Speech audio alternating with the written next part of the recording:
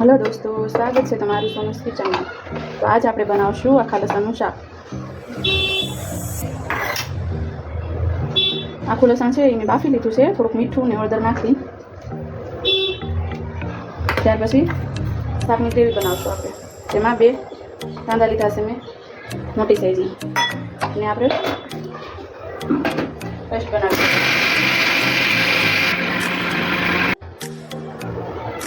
એવી જ રીતે આપણે 2 ટમેટા લીધા છે, 2 ટમેટાની ગ્રેવી કરી લઈશું।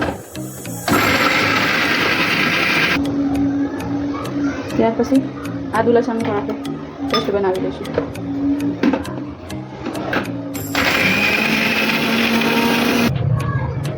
ત્યાર પછી થોડાક કાજુ અને થોડાક તલ પણ આદુ લસણની હારે જ આપણે નાખી દઈશું, એની પણ ગ્રેવી કરી લઈશું। એક કડાઈની અંદર 1 પાવડા તેલ નાખીશું।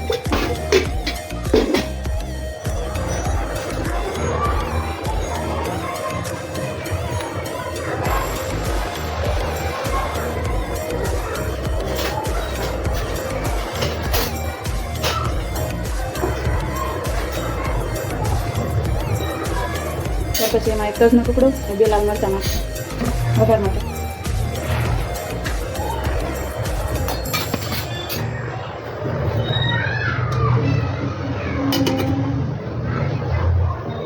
ચપટી આખું જીરું,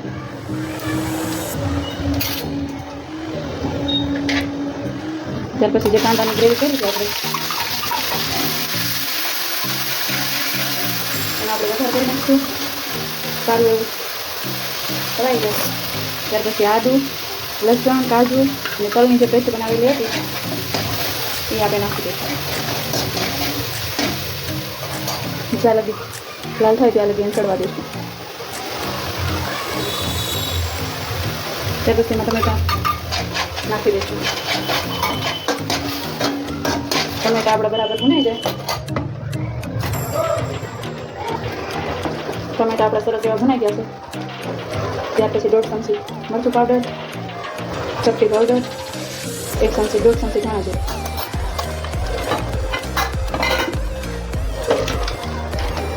સ્વાદ અનુસાર મીઠું।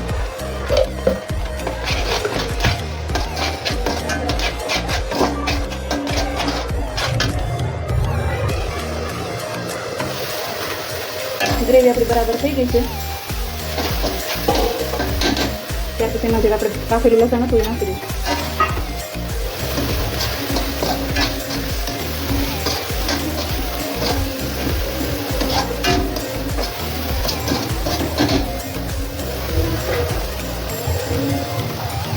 લસણ નાખ્યા પછી થોડુંક એવું પાણી નાખીશું।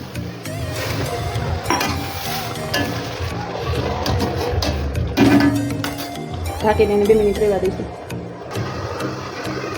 જોઈ લઈશું।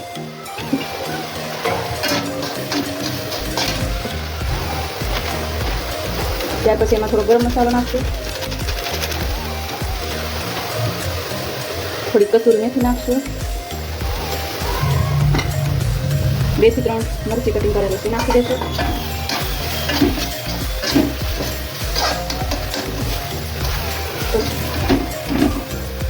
તૈયાર છે આપણું આખા લસણનું ગ્રેવીવાળું શાક। એમાં ઉપરથી થોડા ધાણા નાખી દઈશું।